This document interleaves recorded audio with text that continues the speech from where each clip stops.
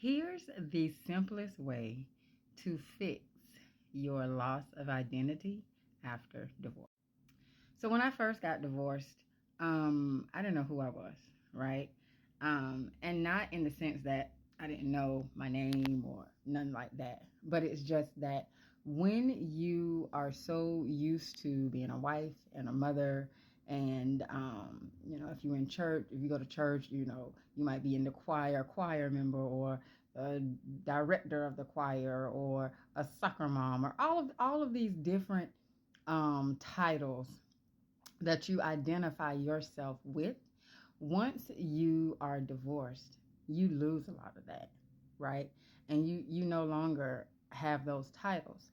And so it leaves you looking in the mirror saying, who the hell am I? And that loss of identity can be really damaging to you because you've identified with that person for so long. And so now you are having to figure out exactly who you are. And so your first house in your natal chart is the house of self, okay? And it's your identity, okay? It's how you identify yourself, how you present yourself to the outside world, okay? And the sign that is on that house is how you project, is the energy that you project out into the world, um, that people I can identify you with, okay?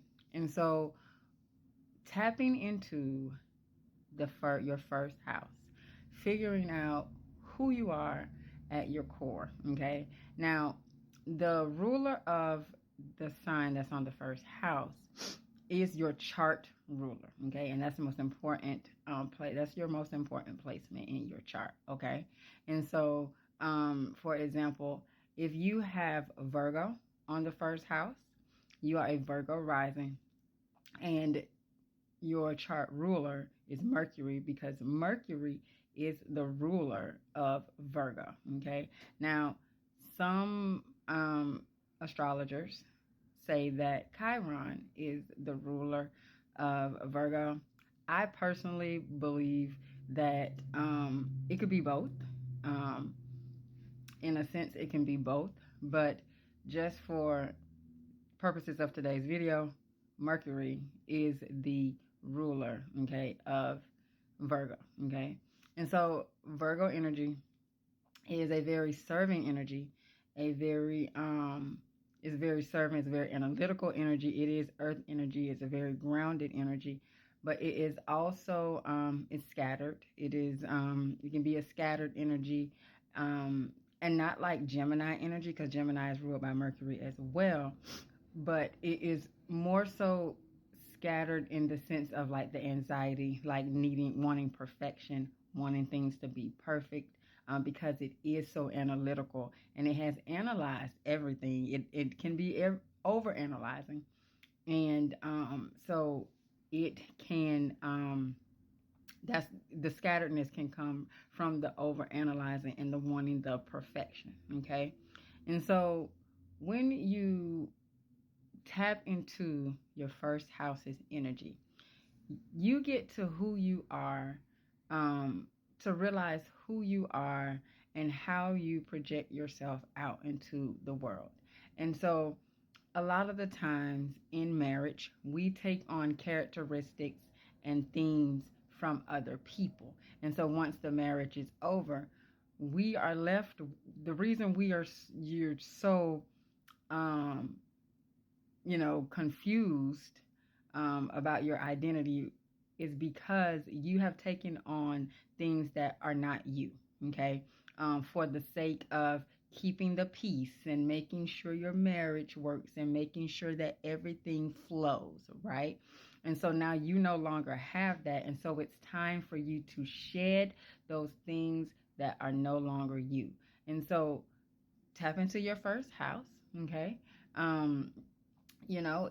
If one thing that Virgo energy can do, it can be, it can put others put itself on the back burner and put others first. And so, if that is you, if you are somebody who's always neglecting yourself and putting other people on the back burner, then it's time for you to start putting yourself first, right? It's time for you to start filling your cup so that you can serve from your overflow. Okay? Because if you are empty, you have nothing to give, especially if you have children. And this was very hard for me to to to grasp. Okay, it took a while for me to grasp this. That I have to make sure that I am fulfilled, that I am good. Excuse me. Um, Before I want to give to everybody else, because then when I'm burnt out, and when I'm run down, who is going to be there for me? Especially if you have little children. My children were older when I got divorced. Well, my first two were older, and then I had the baby.